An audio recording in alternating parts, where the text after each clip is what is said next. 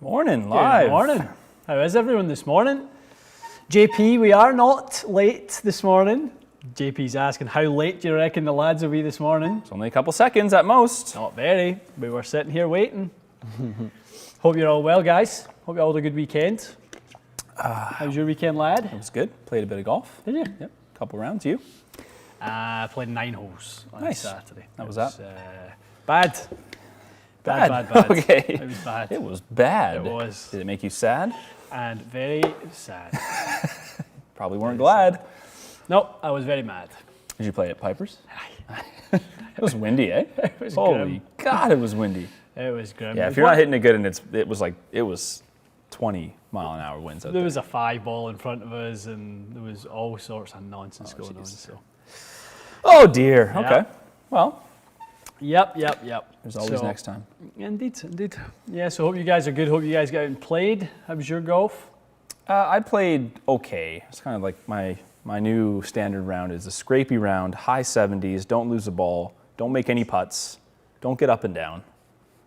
And don't really do anything very well. Are you Arcosing? I will. I need to get. That's why I texted you. I need to finish the grips. But Okay. I just don't want to waste. I got to get the driver one installed. Yeah. I don't want to keep ripping them on and off. You know what I mean? So, yep. I've got them on most of my clubs though. Cool.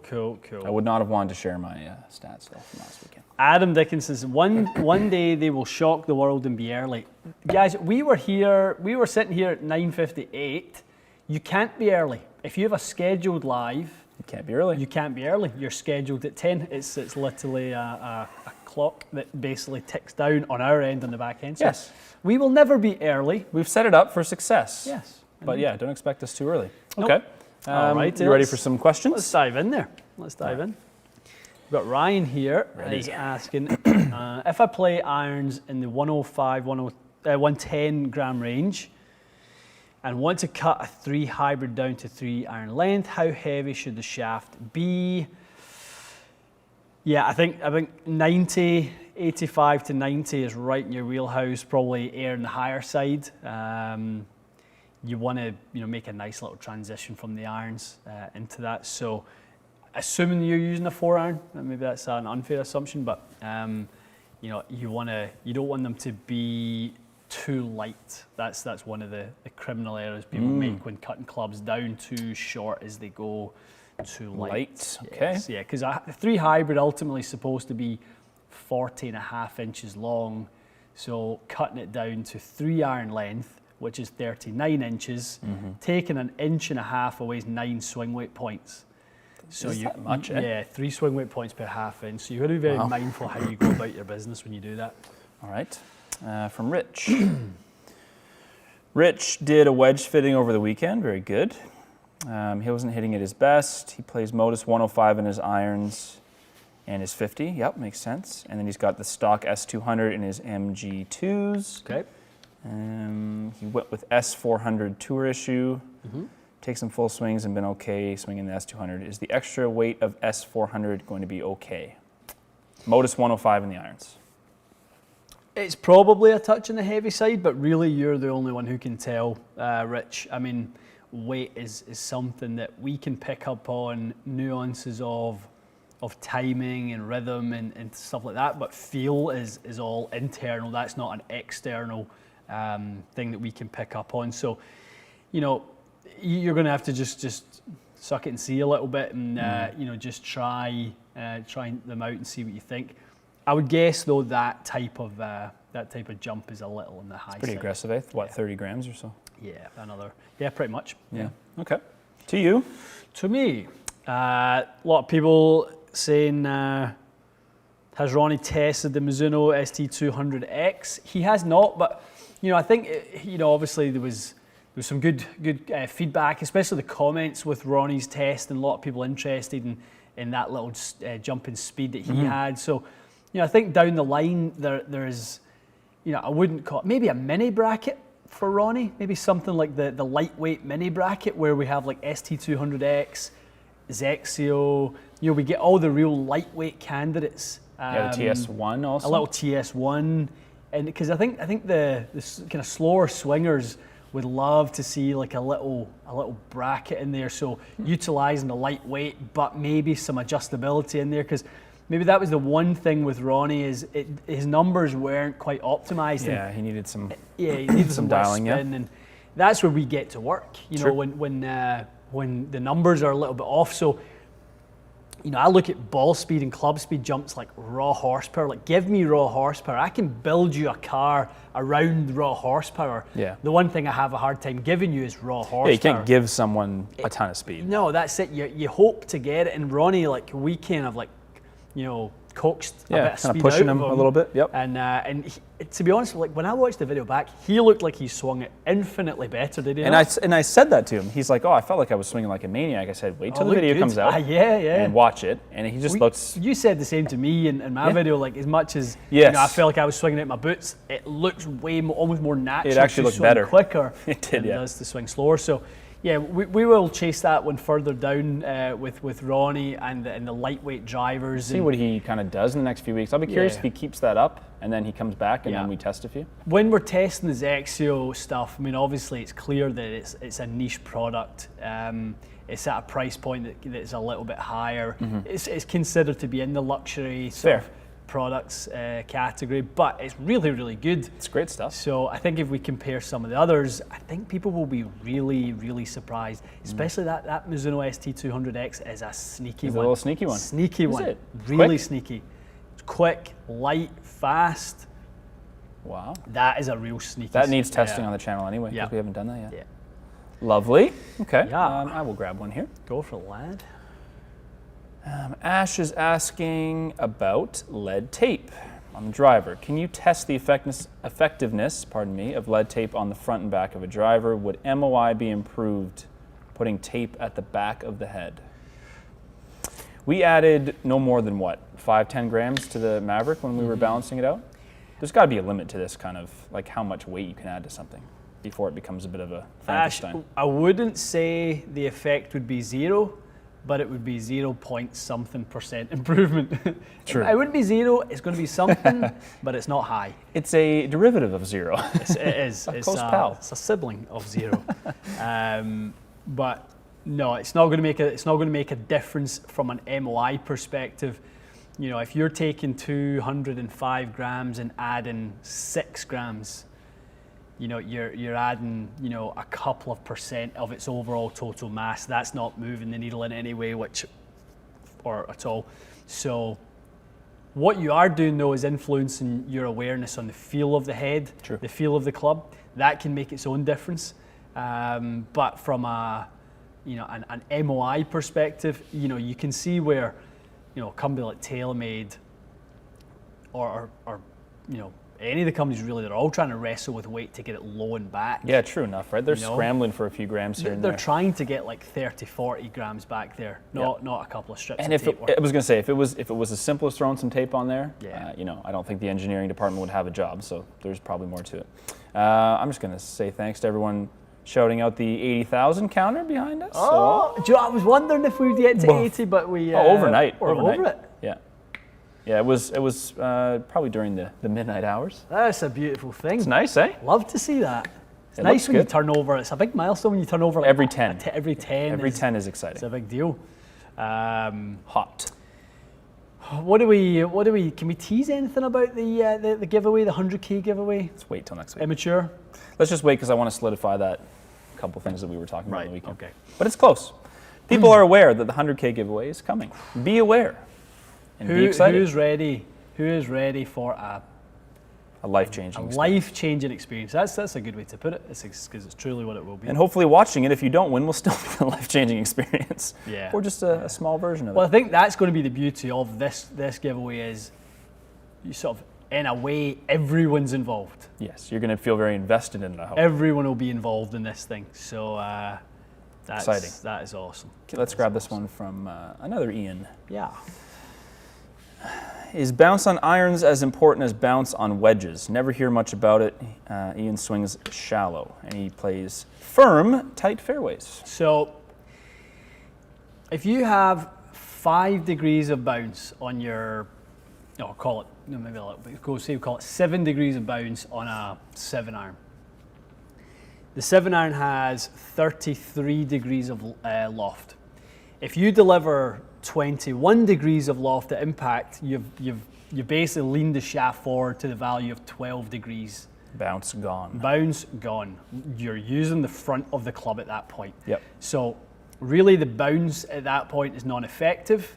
There are other parts of the golf club that are more effective, which would be sort of the camber on the bottom of the club. You could be looking at whether it has a pre-worn leading edge. Yep. That type of stuff. So that has more effect.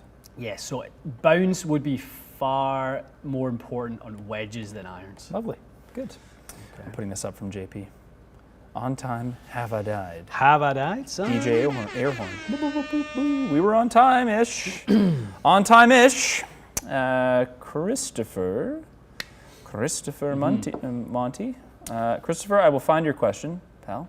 Give me a moment. Want to just address something that I'm sure is on a lot of people's minds with regards to Arccos, because I've had this question so many times in the last little while. In fact, give me 1 sec to grab a little example. No worries. Weight question? Is that what you're... Hang on. Right. So, Arccos sensor. So I've got the actual screw in This is your putter? on my putter, right? Yep.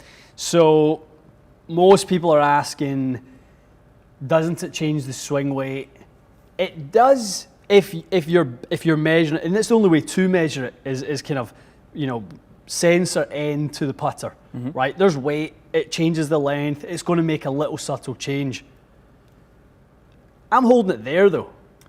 I'm not holding the sensor. You have to hold the sensor to make that Correct. effective. This to me is an external part of the system. Makes sense. That to me at that point is no longer an influence because it's outside the reach. Would you only then, if you want to split hairs, say, yes, it puts 5 grams on the club? Fraction of weight Total on weight. the club, But but because I'm holding it there, my awareness has not changed one iota with Arccos because I'm not holding it.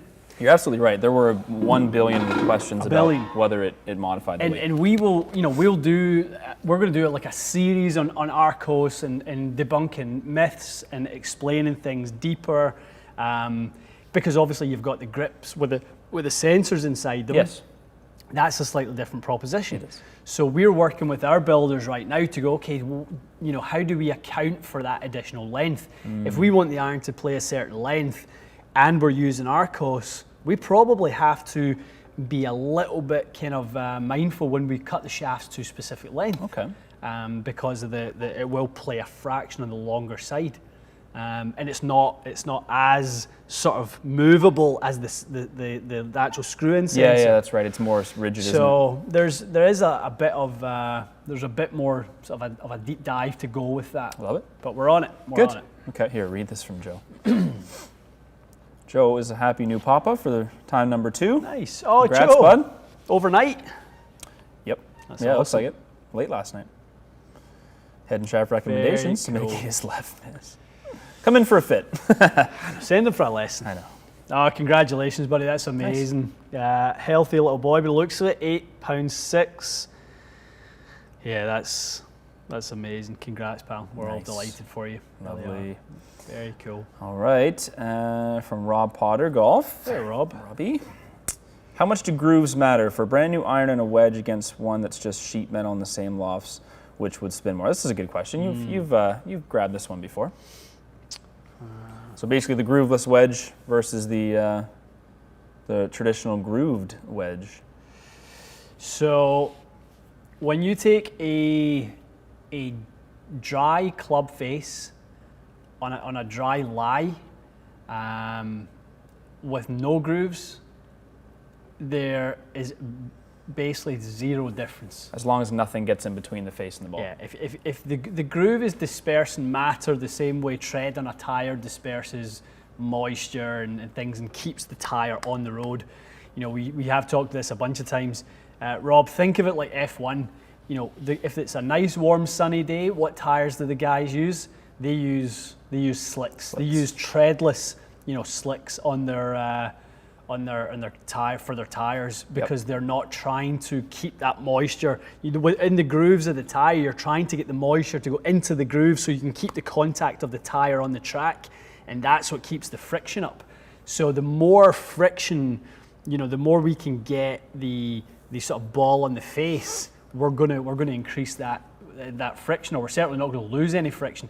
The difference becomes when we're dealing with different kind of lies, moisture, basically the environment, anything external, that's going to affect the friction, the contact between club and ball is going to be a big factor. So in practice, you need grooves, like you need it on the golf course. Especially as the groove has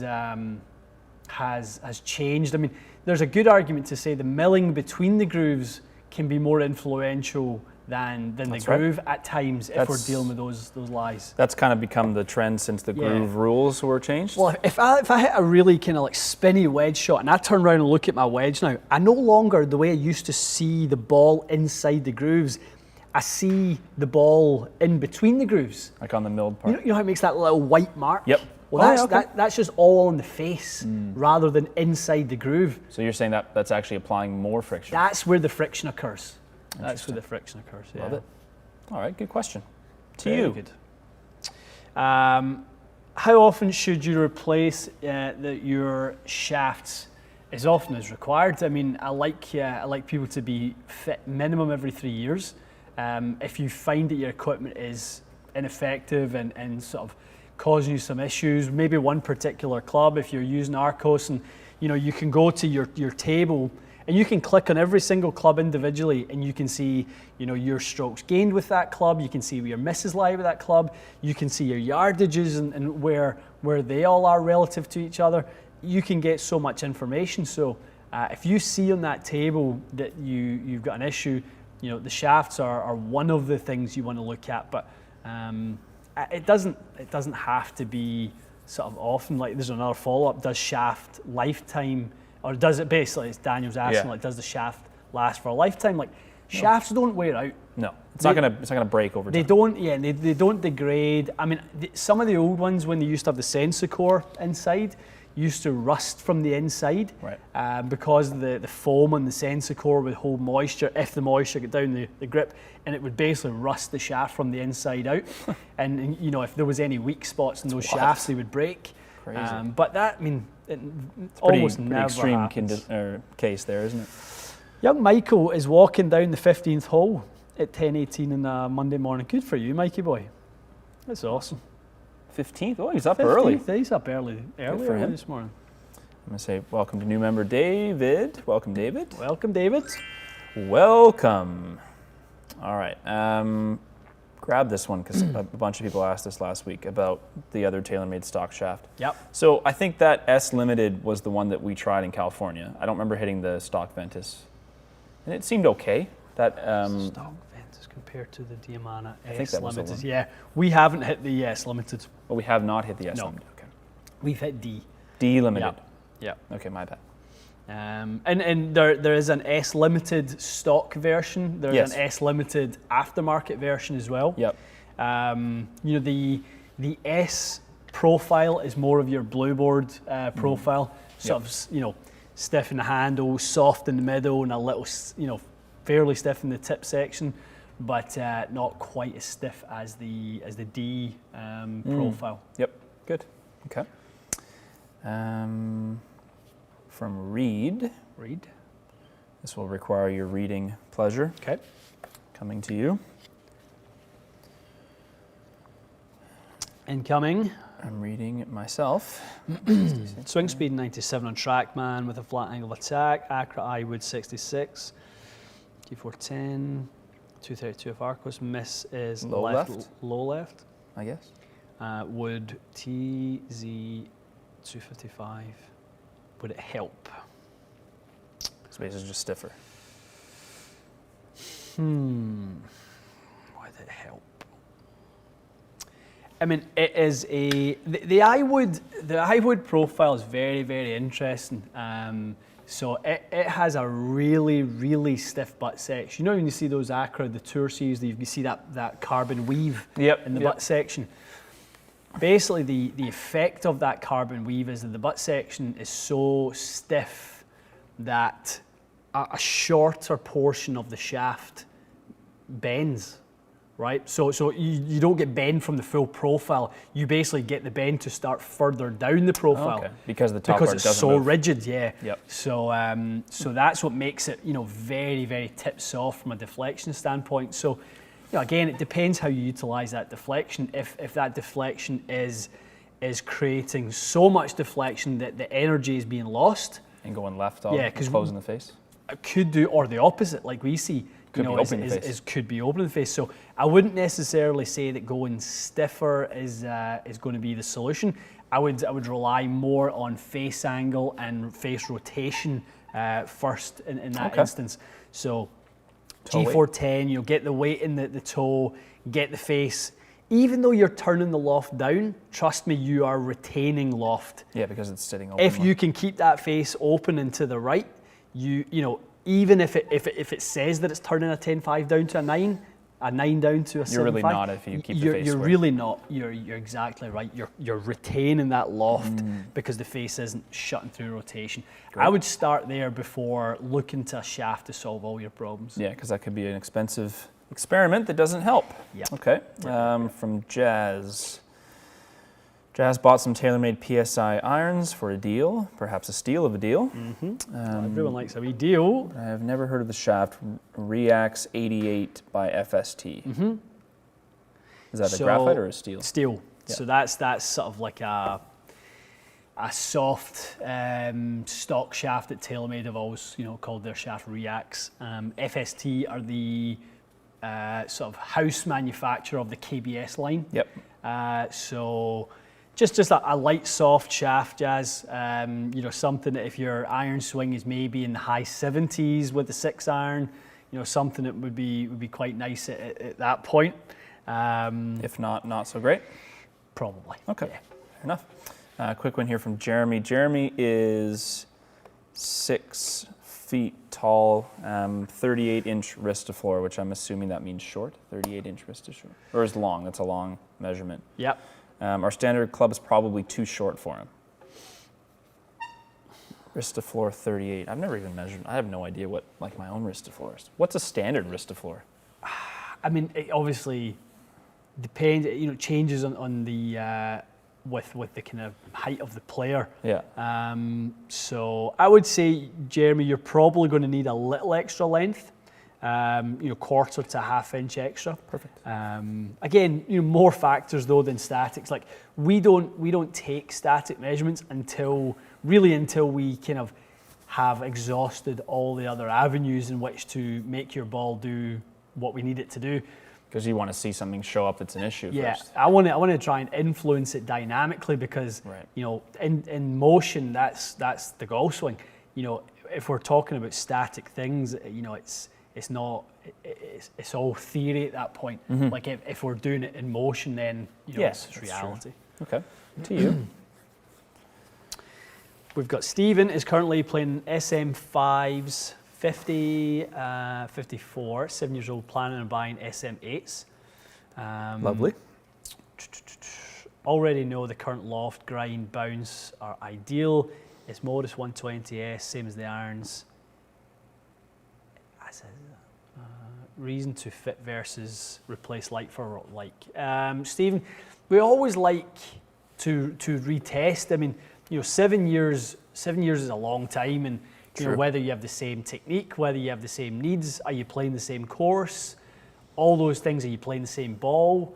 All those things are going to influence that. I would always advocate getting checked and seeing what's what. We're going to do your wedge fit today. Yep. And Might as well check to see what's up. definitely, and nothing's we're certainly not going to say for you that let's just get you SM8s in the exact same specs as you had before. Correct, because I have SM7, so less of an extreme, but still, Yeah. I mean, time has passed, obviously. And here's the reality: I don't want you to stay the same. Yeah. I want you to be better than you were last year. And that's exactly what I was going to text you last night when you said wedge fit. I was trying to come up with a way of saying I kind of want to fit the wedges for the technique that I would like to have. Yeah. Same with putter. Sure. Not the technique that I maybe do have. Yeah. Because I almost feel like right now, my chipping could use a lot of work. Yeah. And that might be something that Steven wants to address as well. Yeah. Were those shafts done for a certain reason? Maybe a heavier one is better for his timing now. But it's a good answer. I would say, Stephen, you will be really pleased with the performance of SM8 versus SM5. I didn't like SM5. I don't remember SM5. SM5 for me. I mean, if you've enjoyed them, great. I think you'll really be impressed with SM8 then. But to me, SM8 is the best wedge I've seen from Vokey in a long time, since like the early spin mills when basically the heads were illegal. Like I loved the performance of those early ones. So I think you'll love them. But go test them and test your old ones versus some other options. I think you'll be pretty impressed. Love it. Matt is asking about fairway wood shafts that are similar to the Diamana Thump. Fairway shafts. Is Thump a fairway shaft? Thump comes in a fairway shaft. So you can get a fairway or a hybrid, is that right? Fairway and a hybrid. It was originally a hybrid shaft traditionally, and then they brought out a fairway wood version. It's very, very tip soft to my feel. It's very butt stiff and tip soft to me, so I don't enjoy that feel. I played the Thump fairway wood shaft for a little bit and I didn't love the feel. I would say something like maybe a Fuji Pro 2.0 would maybe give you a similar sort of feel. Graphite Design VR, possibly even a TZ6, but TZ6 will feel a little bit stiffer because the torque is quite a lot lower. It's a really, really low torque, but it is quite active in the tip section. So, if you don't want the shaft to feel a bit. To me, Thump feels a bit sloppy at times. Okay, I feel like it's moving a lot. Yeah, I agree. And I don't love that feel. So give those a try. Perfect. Joe is asking, difference between Graphite Design Tour AD DI Orange and Tour AD Black. The difference is the colour, and that's what it stops. Yeah. So when there was a few players requested the black DI rather than the orange. They just didn't want an orange shaft. And they didn't do it. So I think Tiger was one of the ones when he used the orange version. He had requested them to make it in black, and they said no at the time. He said no to Tiger. And then he changed out the shaft, and then they went, okay, we'll make a black one. And I'd love to be in that conference call. Like, what a bad decision. Just do it. Yeah, I know. And then obviously Adam Scott put the black one in the bag, and so on and so forth. Mr. Tiger, please. We'll do what you asked. We'll do it. We'll spend the extra $3 putting the paint job on it. I hate to say it, but that seems like a bad decision. Yeah. This is an interesting one. Let me take a swipe of this one. Go for it. Chet has a Ventus 6X in black, or 6S, in the black edition. Which head would you go with, Speed Zone or Speed Zone Extreme? How many places? Okay, so he's got an F9. The shaft isn't really part of that conversation. The Extreme is a different head. I mean, it's higher spin. It's definitely a more stable head. It's a good head. It's a great head. I mean, it's just, it's really good. I can't help, every time I use it, and I done a fit yesterday with young lad Matthew, it was a really enjoyable fit, I have to say that. So Matthew's pretty new to the game. You can tell he's still very raw to it, just enjoying it, just loving it. He wants to invest in his first set of clubs, and nice. He got into, actually, of all the irons, of everything we had in the drawer, the Haywood irons were by far the best. Oh, really? That's funny. It just beat everything. That's awesome. 3 times we went back to it, tried everything else, back to the Haywoods, tried everything else, back to the Just Haywoods. send them good. Every time, just straight, high, phenomenal. Nice. And then when we got to the driver, nothing touched Speed Zone Extreme. And all I can think of when I see someone hit it is just G400 Max. Okay. Just G400 so Max. You just found it was extremely forgiving, consistent, straight. It's a little bit of a lower spin version of G400 Max. I agree with that. Yeah, so like he went from hitting his driver, when he first started hitting them, he said, well, he actually doesn't use a driver. He hits 3-iron off the tee and hits it about 180. Okay. By the time we were done, he was hitting driver 260. Jeez. And really consistent. No one had ever taught him that there was basically, there's 2 swings. So he was trying to hit his driver like an iron, which was hitting down on it. He didn't know to hit so up. So he was 3 degrees out to in, and he was about 3 degrees down.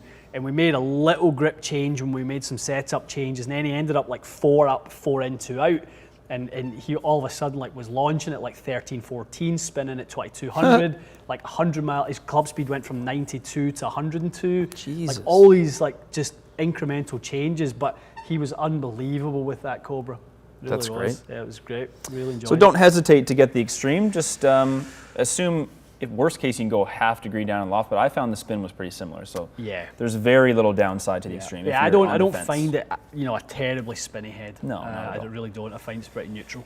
Here, you grab this from our pal from the UK, Liam from Golf Mates. Where's Liam? How There are he you, is. pal? Hope you're doing Right, well. Liam. So Liam got fitted 4 months ago. Uh-huh. He's going through some swing changes. Nice. Liam was fit with Alex at Orca Golf, I think. Oh, okay. I think so. I think I watched that one. Okay, cool. So basically, give him a little rundown. So he was fit 4 months ago, going through a swing change. Do you think I need a new fitting? What's kind of and a ton of people ask this, so it's a great question. Yeah, What that's is a sort good of the question. protocol on that sort of advice? Liam, I mean, the biggest thing that will change from a needs standpoint is honestly just going to be your loft and lies. I mean, the way someone loads the shaft, generally coaches won't teach you to load the shaft differently. They won't teach you to do an awful lot of things differently. But how you deliver the face to path and all that sort of stuff will change. When you close the face, the lie angle is significantly more up than when you open the face. Okay. Right? So depending how that face to path relationship is, Liam, so say you're now, you used to hit a fade, now you're hitting a draw, your lie angle needs will be very, very different. So the head would have been very toe down before, now it'll be more upright. So, I'd want to work with you just to make sure that lie angle was right, the lofts are right, so you were getting right distance control, things like that. Maybe a little bit of turf interaction, Matty, with the sole design and stuff. But Liam, if you ever want any help with it, love to help you. Feel free, send us a DM or something like that on Instagram and shoot us your info, and I'm more than happy to help you through any changes you need. Love it. Love it. All right. I've got one ready here if you're... We've got one for you from Joe. Sure. Pal Actually, Joe you Lane. grab this Stephen Brown one anyway. In your iron fittings, does a wider sole actually give more forgiveness for golfers? What player type does worse with a wider sole? The sole doesn't give you more forgiveness, Joe. It just relocates the mass lower and further back. Yep. So it changes the CG position. So I wouldn't call them more forgiving. I see players who are very shallow, they struggle with wide soles. More of that, people who are shallow tend to deliver more loft, right? When you deliver more loft, you get too much interaction at the back of the sole. So, those really wide pointing soles, that way. so Yeah, you kind of, rather than tilting the head forward where you're getting that nice kind of compression, you're tilting the sole back. So, think of those really wide, like, the old G400, G4 somethings, or those are very big. C700s, like so much sole mass back there. I would rather get you into something with a tighter and thinner sole profile, maybe with a bit more camber, so there's a little bit, lead edge and trail edge relief, so that there's minimal turf interaction on those. I've never heard you say spikes. we talked path, but the dynamic loft thing makes a lot of sense. Yeah. I don't think I maybe picked up on that before. Right. It does make sense, because obviously if you lean the shaft, you take that sole away. Absolutely. We grab some of the wider soles in here, like what's something with a super wide sole. Big berth. The one I really wanted to get there was the T400? the PXG, the SGI. Oh yeah, that's right. Which that is thing kind of a- like a little fairwood, but A beast. if I use this sort of as an example of here's the surface, I'll give it this here. Is that okay? Yeah, that's fine. So if we've got forward, sort of shaft lean, we're in the front of the head. If we're shallow, we're going to be using the back of that sole all the time, so it's going to be coming bouncing up. So you're going to have horrible turf interaction if that sole gets too wide, if that profile is far too wide. It's kind of bouncing into the ball. Like everyone's played with somewhere that you kind of hear that kind of like little boof before Just the drop kick, yeah. drop kick after drop kick. Drop kick alley. Okay. I've got one for you. Okay, pal. Oh man, I think I blinked and then about 800 questions just came in. From Hernan, I hope I'm pronouncing that right. What 2 irons do you recommend for someone with a 60 mile an hour swing speed with the irons? I did see this earlier. So he's talking about his irons on the slower side, swings at about 60 with the irons. What's a couple really good irons, and maybe just setups in general, that would help him get some elevation? It's kind of what we were talking about with Ronnie. Hernan, different speed. I'm going to lead you in one direction. Zexio. Zexio is phenomenal for that stuff. I can't talk highly enough about it. I had a follow-up kind of the next day after Ronnie's fit. I had one of our really great clients came in, Steve McCulloch, and Steve's a nice player, and you know, came in with his TaylorMade M2s, swings it a bit quicker than Hernan. He's maybe like 77, 78, and I was like, you know, Steve, how far are you hitting your 6-iron? He's like, about 185. Alarm bells start ringing in my head. Like, if you're hitting your 6-iron 185 at 77 miles an hour, Yeah, that's not right. the thing's coming in like a Scud missile. It's know, true. so it's getting, nightmare. zero control. So okay, let's see if you, sure enough, carry 157, roll out to 180. Okay. Right, so what I'm you're like, looking okay, for. I'm like, let's focus on this carry number here for a second. So he's flighting at 55 feet. So I'm like, let me grab you something. So I go get him. I go get him actually a 7-iron. Okay. Zexio 7-iron. Yep. He starts launching the thing at 85 feet, and he all of a sudden is just a game changer. So then he was still spinning at like 3,800. So he went from launching at 16 to launching at 21. Jeez. But his spin didn't really jump that much. So I go grab a Mizuno golf ball. Spin goes up from 3,800 to 5,000. Come on. But the launch came down. Did it? Oh yeah, it would, I guess. So the launch came down. So we kind of went from 21 to 17 launch. So we kind of still had we had spin, but we had too low of a launch. Yep. I grab a Bridgestone Tour BXS. Launch goes back up to 20, and the spin was like 4,200. So found a little sweet spot. Perfect. We Nice. found a little kind of compromise with it. love so that. his carry distance went up to about 165, rolling out 3 or 4 yards, and all of a sudden he's flighting at 90 feet. What? And it was nuts. It was nuts. And that's night and day. 40 feet night of and day. height. That's Yeah. crazy. So, and just by getting him into the Zexio Prime, so he was over the moon. Let me ask the question that Hernan will probably have. Mm-hmm.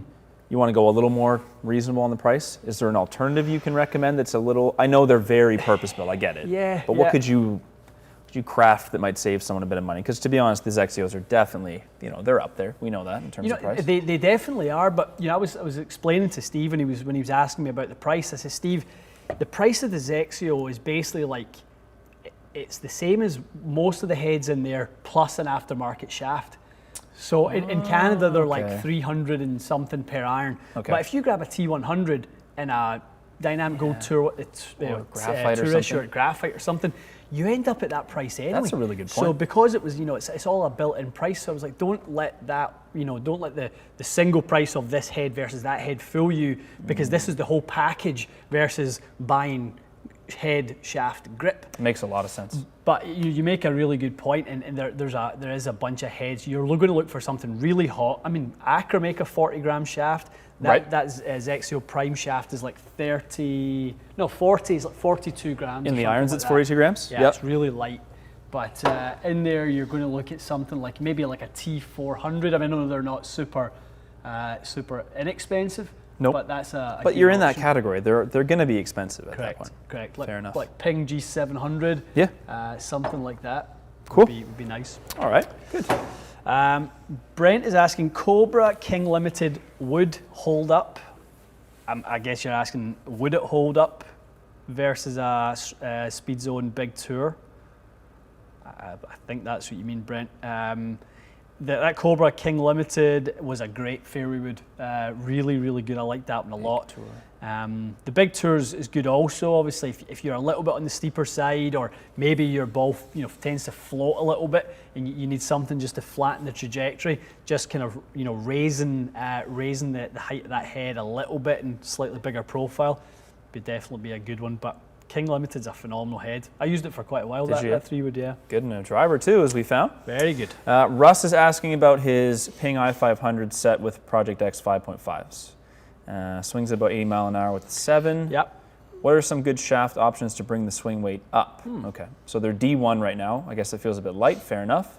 What would be a good option? Or can he do something without changing the shafts? That would be my question. I wouldn't, Russ, I wouldn't be looking to specifically change. It takes a lot of shaft weight to move the swing weight.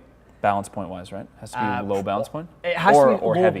yeah, I mean, balance point doesn't tend to move swing weight a terrible amount. Like a high one and a low one, people are shocked. Like when you show them like where a high balance point shaft will balance and where a low one will balance. Like it's literally like a couple of inches. Yeah. But overall mass, it takes 9 grams to move a swing weight. So, right. 9 grams. If you wanted to go up to D3, we're going to have to add 18 grams to your 115 gram shaft. You don't want that. It's not going to be a particularly good idea. I would rather add 4 grams of head weight than 18 grams of shaft weight. So much better solution, right? So much better, and how would especially you do if you that? time the PX lead tape. Just a little bit of lead tape. Go to someone who's crafty with lead tape. I mean, some people, the lead tape at the end of it can really look like actually like a nice little asset to the visual. You basically you put on the strips, right? So say you've got some curve and contour to the back of the head, especially on like an i500. You put the square strips on, and then you take a little sharp blade, and then you basically cut the edges so it maps the contour of the head. I played with someone that had the exact same thing. They look gorgeous, and then you can actually stamp the lead tape. A lot of people do that. You can really make it look really, really sharp. There's a whole lead tape culture I wasn't aware of. 100%. So Russ, I would rather you done that, pal, than go to like 120. 5 grams. Yeah, 120. What would it be? 115, 118. So yeah, 132. So that's literally like going from PX55 to S400s. Yeah. Okay, good. I think you saved someone's life there. Russ, lead tape for you. All right, from Ruben. Ruben, yeah. You can talk to this. TC201 versus MC501 Miuras. So TC201, well, if you remember back to the Miuras, we done 501, 301 comparison last year. Yep. And I done way better with the 501 than I did with the 301. Yes, you did. Because of the narrower sole. Yep. So honestly, Ruben, the 501 is a really forgiving blade. Really forgiving. Okay. It's an excellent head. Visually, for me, it has a little bit too much offset for how thin that top line is. I don't like to look down and see that much offset, which is why I love the TC201. So when you're kind of pairing irons up in the Miura range, you've got like the Miura MB101 and the TC201. They are a match together. They're kind of like in a tight family. A pair, basically, yeah. And then you've got the 501 and the 301, which have more offset. They're in a family, so lots of people will combo those two. You wouldn't really see someone combo up 201s and 201s in the long and mid irons and 501s in the shorts. Okay. There is a limited edition run of MC501s with no offset on them that they made for tour players. So sometimes I think you can pick them up on various online websites. You can probably reach out to Miura direct and see about getting them. But I would love to see a set of those with no offset. They look pretty damn cool. Gorgeous. Yeah, I know there's a few tour players who use those. Okay. Very nice. So, but in terms of performance and feel and forgiveness, I think the 201 is just an all-round unbelievable iron. He likes the 201, as you may have already gathered. Yeah. Okay, from Agnar, I hope I'm saying that right, pal. How many rounds, after how many rounds played should you get your loft and lie checked on your irons? Or what kind of a period of time is good? I like to see people get them checked minimum once a year. Once a season is definitely... Yeah, I think it depends on the iron, obviously, and the amount you travel. What do you do with your clubs? Are you just playing, 20 rounds a year? If that's the case, like once a year is plenty. If you're playing, 60 times a year, plus lots of range time, plus lots of travel, you might want to add, another check in mid-season check. Mm-hmm. But I think if you start the season getting your loft and lie checked, mid-season have them sort of rechecked, you probably would find that mid-season they haven't really moved much. Unless you're hammering them off mats or something. That's it. And yeah, exactly. Gotcha. Yeah. All right, from Greg, this is a good question. Greg's asking about Strixon Z85 hybrids. We did some testing with those a long time ago. Do you find that they're pretty? Really I do good. recall you saying that they were among the better Really good. things that Strixon's made. Yeah, I loved the hybrids. I actually really liked the fairway wood as well. The Fairwood's good. Fairway wood was great. Not a low spin set, I think Yeah. that's fair to say. Nice mid spin, 3 wood and hybrid. I liked it a lot. Yeah, I liked it quite a bit. very, very impressive. You got one ready there? Let me just grab one. Oh, Jesus, there's a lot. There's one from Sam here if you want.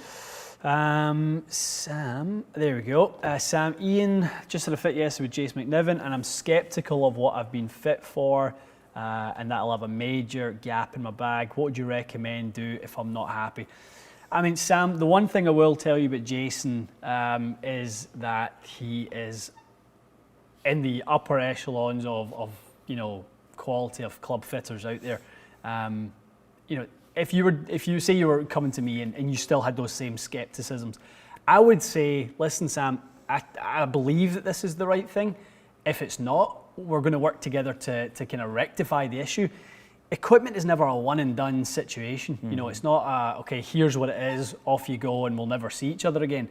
Jace obviously thinks that he's put your set composition together appropriately for your performance. Honestly, the best thing, Sam, communicate with them. Email him, talk to him, and tell him you're a little bit worried about what you're seeing, what he's recommended, and you've got a few concerns. He'll either ease those concerns or he'll get you back in to look at some other stuff. Just work together on it. It's you and him that are going to basically come up with the solutions. He's the expert, but you're the one who has to play them. So make sure that you are happy and you don't kind of don't suffer in silence. That's often the worst thing that can happen if you have any worries. Just reach out to Jace. He's the nicest guy in the world, and he'll love to help you through it. Love it. All right, Christopher. Christopher was fit into Modus 120X in his irons. Currently has an M5 driver with the stock Tennessee orange. Okay, swings it pretty quick. Shaft recommendations for that driver based on the Modus 120s. I mean, it's really tough. I mean, based off of an iron shaft, how someone kind of what it was that they needed to get into that shaft. I will say that the Tennessee orange doesn't look like the stock version certainly doesn't look like a good match for you. Be definitely on the soft side if you're 108, 110. If you're looking for something in the stock offerings, I would probably go to Hazardous Smoke Black 6.5. I think that would be really nice. M5's not a particularly heavy head, so going to something with a little bit lower balance point, Matty, would be a good option. Like it. Maybe even if it's in the newer range, like something like a Ventus 6X on the stock offerings as well. Yep. Something like that would be nice. Very nice. Rich has got a follow-up. He's asking on thoughts on SST puring. Yep. What are our thoughts? I mean, I think we said a few times that we're getting asked a ton lately. Is that right? Oh my God, a ton. Yeah, I mean it is time we done some testing of it. There's no doubt probably about should, it. Logistically, it's just not a the little easiest. tricky sending packages up and down, and we don't currently do it. We have a couple other methods that we think are robust enough to make your set as good as they need to be. One thing I could, if you don't mind, yeah, chime go in for on. it. Yeah. I think people assume they've asked you and you've said, well, yeah, I think there's probably value to it. Yeah. And then they're like, okay, well, why don't you do it? Yeah. It's important to say this is like a big financial business decision to have that machine. It's not the same as just going, oh yeah, I'll just get them pure. Like you have to commit to that process. Yeah. So it's not to say you don't believe in it because it's not in the shop right now, but there's more to it. You know what I'm saying? It's not like 100%. I'm not just buying the machine and puring stuff. Like there's a process there. There's a process to it, and having worked with it, in the past, I haven't ever really, I can't honestly say I've seen tangible sort of results that guarantee me improvement. Fair. Right? So I have seen, I like other things with it, to be honest, Matty. I like things like it can identify if there are any issues with the straightness in steel shafts. Sometimes, guys, steel shafts come out the factory and they're not straight. That's They're a little off. you roll them down the table in the build shop, and it's like a warp pull cue. Is that how they check them as a first? One of the ways. First little line of defense. Yep. So steel can warp. Fairly easily. Yeah. And if it's in the pure machine, like it does based on the lasers, it does a line straightness test, and it can identify any weaknesses, especially when it rotates at 360 degrees. So I loved it from a quality control standpoint. But which makes a lot of sense. The difficulty is, like you said, on the financial model, is then burdening the client with the additional cost of that, because you have to pass the cost on. You got to pass the cost on, and it's golf equipment's expensive. We hear that all the time. Yeah. And for us right now, we're just hand selecting the best products we can get our hands on that require the least amount of sort of improvement, and already go through rigorous quality control checks. And then not just say, hey, listen, by the way, that $300 shaft is now $330 because I had to pure it for you. So it is a peace of mind thing. It's probably not ever going to harm the process. Is that fair to say?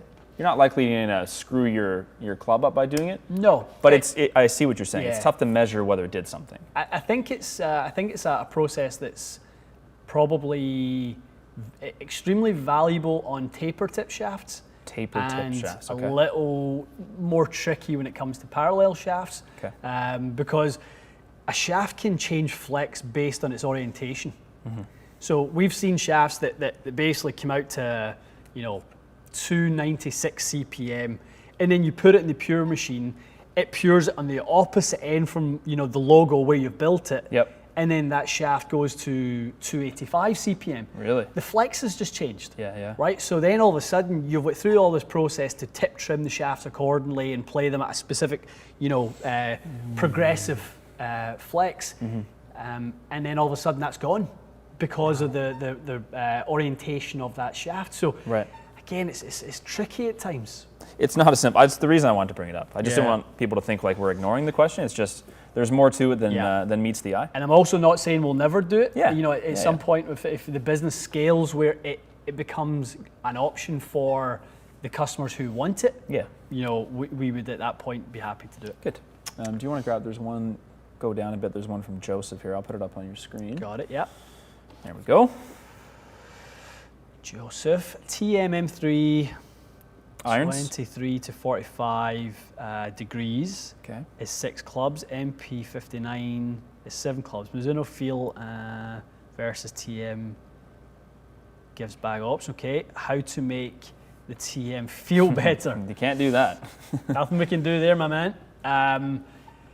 You're dealing with apples and oranges. They're just different. It's an interesting question, but that's the thing. Like if you want traditional lofted clubs, it probably will require more to cover all your yardages. You would need to do a bunch of things. Like you would need to probably go with something. So you're going to try to absorb some of the vibration that gives you that feedback.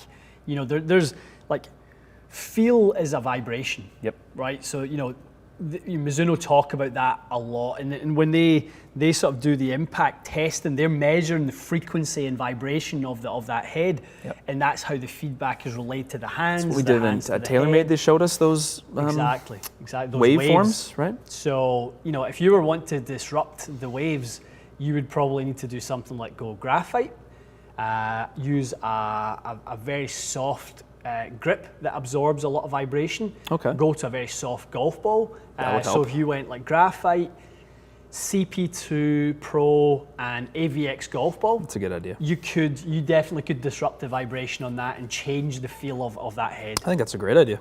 Yeah. I love that. So, but again, How important is the feel to you, right? It's still tough to important is make it? a set of M3s, a set of Mizunos. It's kind of like making my Toyota into a Lamborghini. And I hope I don't upset Chris Rochelle by saying that, and he's like, you can never do it. But, well, we're being diplomatic. How's that? Yeah. Okay, from Scott Dreyfus. Mm-hmm. Our pal Scott. Okay, Scott is asking about the Super Peening Blue from Nippon compared to the Modus line. He did a little graphite experiment. I remember him saying that, but he seems like his elbow is better. So he's back to steel. So super peening blue, which you said they stopped making. Is that right? They're kind of trying Phasing? to really phase it out. Yeah, I don't think the quantities are Warranting it? Yeah, Fair. yeah. So trying to get people into the Modus 125, Scott, is kind of what they're doing. From a weight profile and weight progression, that's very similar. Obviously, the difference being you don't have that peening process to the outside of the shaft that strengthens the exterior of the shaft. No peening. I'm going to grab the FedEx, man. Hold on. Yeah. So Modus 125, buddy, would be the closest. All right. Taylor, Ian, are you still working on the foot stomp coaching from Tyler? Did you retain the speed? Yeah, absolutely. That's still very much something I'm working on. Generally speaking, it's been great. The speed has been good. I haven't obviously had a chance to practice nearly as much since the store reopened, and we're doing everything we can to kind of get the store going again. But once the season sort of gets in and I can dedicate a bit more practice to it, it'll be part of the way I swing the driver forever. Yeah, I mean, there's too much upside not to. It looked great. I think there was upside beyond the speed. I think it just really put your tempo and timing looked really nice and stuff. So yeah, that was the one thing when I didn't play well on the weekend. Like I just knew that my swing had got short, my transition had got quick. And I could feel all those things. It's just very, very difficult to make adjustments on the hop. On 9 holes. I know. You get like 4 drivers to hit. Yeah. I'm going to take a couple really quick ones. Hernan said, thank you for the options. We were helping with his irons. You're very welcome. Very, very welcome. More than welcome. Mike is asking about spinning a 7-iron around 5,000 with a range ball. Possibly, would I have ideal spin with a premium ball? Yes. Very possibly, Mike. Very probably. Especially if it's a bit of a crap range ball. You would probably get at least another 1,000, probably. Yeah. Okay. Did you grab this from? I've not grabbed Joe's one. Okay. No. Joe's asking, can a flat lie angle in my wedges actually cause me to catch the heel more? No, the opposite. If you're, you need to go a little more. You'll go a little flatter with the wedges. I mean, generally people play the wedges with a lower handle position, and there's less sort of vertical lift. You're less explosive from the ground. So that's a good point. Yeah, so that the handle tends to stay down. One of the things we're all conscious of doing more of and doing better with the wedges is keeping the chest turning through. Well, the one thing that happens when someone gets the handle raising is the body rotation stalls. So you just do a better job biomechanically of rotating, which it keeps the handle down and keeps the toe up. So that's why wedges generally tend to need to be a little bit flatter. One thing I can probably offer from when I went to see Gareth Rafleski last week, he basically recommended gripping lower on the shaft with, like, honestly, just about every shot we hit. Really? Yeah. Get he was right hitting down like, there. oh yeah, he was hitting like standard pitch shots, really nice ones from like 20, 30 yards, grip down every single time. So that would effectively make the club a bit flatter. Is that fair to say? Yeah. He wasn't setting the club, gripping it high and setting it like a full swing. He's like, you basically don't hit any shots like that. So that might be part of what Joe is struggling with if he's gripping it at the very top and I guess engaging the heel too much. Yeah. And I think it's a thing that one of the reasons I love to see people use potentially a different grip in their wedges than in the rest of their clubs. Oh, do you? Yeah, so a lot of the time I like them to use a non-taper. So if they're using a traditional taper grip, I'll recommend something with reduced taper in the wedges so that when you grip down at the end, it's not foreign, it doesn't feel too thin. If you're gripping 3 inches down that golf club, almost to the steel, at that point you're using an undersized grip. Yes, so true. And that's why people feel so uncomfortable with it. That's a great point. So the wedges, there's a reason people build up, like tour players do it anyway. Absolutely. But for a regular player, that will remove your hesitation to say, okay, now I can grip down. It feels somewhat normal. Yeah, and obviously when it comes to those touch shots, you don't want to have a death grip, but if you have a really small sort of diameter down at the bottom of the grip, you're going to have to hold it tight. You will. That's not going to lead to kind of good chipping and good feel. You're going to be strangling that golf club. Very true. Okay, so we've got, guys, if you haven't got a question in, please hang on to it because we won't get to it. We're going to try to finish on time. Start it on time, finish on time. I know. A couple more minutes. We've got 2 questions we're going to grab, Yep. and then we will probably get into the action for the day. Yes. Patrick. Patrick, what is the best Arcos product to buy for your money? Best bang for your buck? I mean, as long as whatever system you're going to use, obviously Patrick is going to give you the information. I think they're all valuable, to be honest. I agree. If you use a grip that is not offered with the smart sensors and you have to use the screw-ins, that's better for you. Yep. If you are at the time, just my thought on it is if you are about to regrip and they have one of the 2 lambkin options and a multi-compound, if you're going to regrip with those, honestly, people don't realize those Arcos, that's a good deal. Yeah. I think it's $249 US. Yeah. Those grips are $15 a grip anyway. I know. So if you were going to do 14 clubs, those sensors aren't costing you much. It really isn't much. So, and to your point, if you have just regripped, the sensors are a pretty good deal. I mean, they're $170. You get a year's worth of subscription. With it. I mean, if you can't get $170 of value out of those, I'd be pretty shocked. I mean, be pretty shocked. If anyone tells me they think that Arcos is expensive, I would fall down in shock. It isn't. Like the way that people spend money in golf, like that's a tee time at a nice public golf course. It's a tee time. It's one lesson. Yeah. Like it's exactly one, and right. you'll learn. And it doesn't matter how good the coach is. Yeah. It could be the best pros in the world. Yeah. You pay them for an hour of their time, and believe me, it would cost more than $200. Yeah. You're not going to get as much value as an entire season's worth of stats tracking. Like, how could you possibly? Season worth of information, artificial intelligence, in order to allow you to not to get in your own way with your preconceived ideas. I played with someone that was using it. The smart caddy. Yes, he said it. Tyler Longo that came for a fit. So he was hitting a shot, and I can't remember the result, but it doesn't matter. He said Arcos caddy told me based on all the conditions and stuff, hit that club. I was like, that's really cool. Yeah. And I kind of had a moment where I'm like, why am I not doing that for my practice round? He chose the club based on the it was really I just thought it was a great example of like the value of it. Isn't it? It's so smart. It's amazing. Sal was the kind of founder of Arcos, had messaged me over the weekend with a really good sort of nugget. So he was Big Sal. He was saying that he saw his strokes gained was getting worse with his one of his wedges. I think it was his 54-degree wedge. An individual club. Yeah, one individual club. He saw that his proximity was getting worse. Yeah. And it kind of was mapping to the wedge getting kind of a little bit older. So he's like, would you test that on the channel for me? Sort of like a club that's like a year and a half old versus a brand new one. What's the proximity? Guess what? We can do it. We're going to do it. What did you say it was, a sandwich? I think it was 54. Yeah.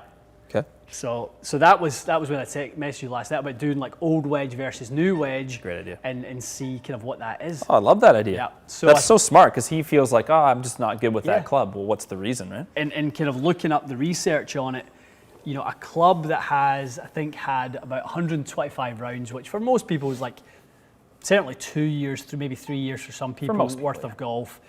The average stopping distance of a brand new wedge is less than half of a wedge of that age. So after 125 rounds. Do you think there's I don't want to ruin the video, but do you think there's a consistency difference? Because I know my wedges are worn in certain places from bunkers. So if I toe one a bit and I know it's in that area that's gotten worn, probably going to spin a bit Spotty less. Performance, yeah. Sometimes it does, sometimes it doesn't. That's going to be good. Really cool. All right, Okay. one last one. One. Ben. Ben, yep. Fitted for irons. That's a 7-iron, by the way. With an average carry of 207. Big 7 irons. Big 7 irons. Beefy. Low launch angle, not horrible. Low launch angle, not horrible though. Loft? It sounds like Ben needs some serious amount of Yeah, loft. Ben, I mean, at that speed, if you're 207, you don't need to be going to a soft shaft. God, no. In order to get that up. You want to be getting into something like, X7, Project X7Os. You're going to get into the big boy shafts. I mean, if you're carrying at 207 with a 7-iron, and then get the right head in your hands, get the right golf ball, make sure that you're using that. So perhaps something like, kind of TP5X, something that launches a little higher, but a little bit on the sort of lower spin side to manage the amount of speed that Ben has. But I wouldn't look for it in the shaft, Ben. No. That looks like a recipe for inconsistency to me. Fair. So he's a candidate for someone that doesn't have to play blades, but would play a more traditional cavity, something that doesn't launch the ball super hot and is consistent on carries. Yeah. Okay. And go traditional with your lofts if you haven't already. Yeah. The launch angle is 13 with a 7 iron. That's Ben, low. that's low, pal. That's low. Need some help there with some loft. Yeah. Okay. Yeah, let's end on time. This is great. Yeah, we're good. This feels We're good. concise, well managed live, and we're ready to film. We are ready to film. Good little day planned today. Got some fitting stuff. 2 fits for you today. Good, I'm excited. Yeah, we're. Can't believe how bad my putting was, so it'll be good to look at that. We're doing a little short game day with Matty Boy. So today is new wedge day and new putter day for you. Or at least modify a putter day. Or modify Something. a putter day. It's very true. Yeah, we're not going to modify wedges, but we could modify. Yeah, my wedges are just putter. worn, so those will be new. But yeah, the putter may just require a little something. Tweaky. What's in the bag right now? I've got Bobby Grace. Nice. It's been fine. I personally am going to blame mostly my technique, but I'm curious just to see what I can learn from the session, because clearly something in my technique is a bit crap. So Right. I wouldn't mind looking at length with you today, because Gareth had some interesting thoughts on length. I don't know if you guys chatted about Relative to your eye position. that, but also just he basically said to me that like pretty much all of the tour players he works with play a pretty short putter. Remember I was telling you that? Yeah. I'm just curious. I just want to try what happens with a shorter length. I know we've done it in the past, but Yeah. this is something that I was curious about. I love it. We have not tried the pyramid putter, Randy, although I've seen that commercial a million times. Is that the one that stands? No, it's the one that like the face is milled with a pyramid look, so it's supposed to offset. I think it's like the even roll thing. It's supposed to offset if you toe it or you heel, it's supposed to offset the Right. Okay. roll of the ball. It's an infomercial thing. I've not seen that one. Infomercial putter.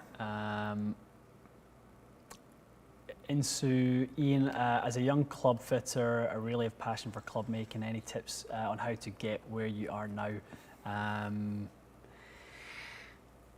Just tons of reps. Just do it for a long time. Get as much access and as much exposure to as many different types of golfers as you can. Find, if you can make sure that you're never the smartest guy in the room for a long period of time, that's generally a good way to learn. If you can do that for a decade, surround yourself with people that you feel are ahead of you in the industry you want to be in. That's a pretty good space, and that's where I kind of positioned myself for the best part of 10 years at TaylorMade, and then even when I moved here, I was exposed to really smart people who'd seen things in the industry that I had never seen.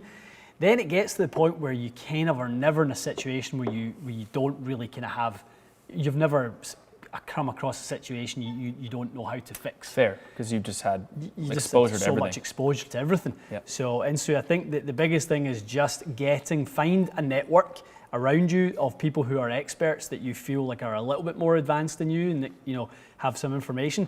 Generally, people always want to help. That's an innate human That is generally the case, yeah. characteristic. So just keep working away at it. Don't give up if you don't feel like you're getting there fast enough. Nothing good happens fast. And if you truly love it, just keep chipping away at it. Love it. Some lovely advice to end your day. Cool. Okay, so let's All right. let's sign off. Guys, have a great week. Lots of good stuff. We're gonna have a busy week this week. Nice. We're coming hot with Coming in a hot. whole load of videos this week. So Many vids. we're trying for the full house. Yeah, every day. Trying to Maybe get, not Sunday. Every day, but Sunday. Maybe. Yeah. I mean, Maybe. depending if we get the Sunday videos, the Saturday Sunday ones can generally be maybe lighter topics and something that maybe we don't take deeper dives into. You guys are spending your quality time with your family and stuff. So Playing golf too. Yeah, playing golf. Watching golf this weekend. That's right. PGA. We're back to PGA's competing back. with the PGA Tour for people's eyeballs. That's good though. It's good. I mean, I'm excited. Everyone's happy. 16 of the top 20 in the world playing. It's a huge turnout, obviously mostly due to the situation. But that being said, I saw an announcement that the Memorial is supposed to have fans. Did you see that? No. July. Ohio. Promising, yeah.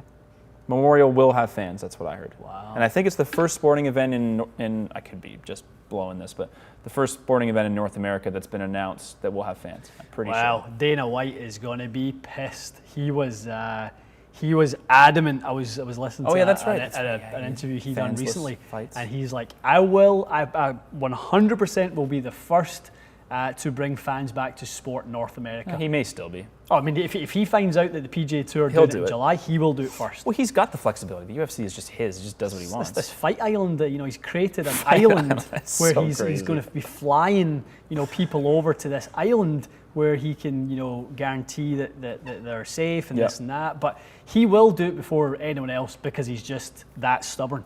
and agree with he's that. just that driven. So you may see a fight before you see golf with the fans. That's funny. Okay, guys, have a great week. All right. Signing off. Take care.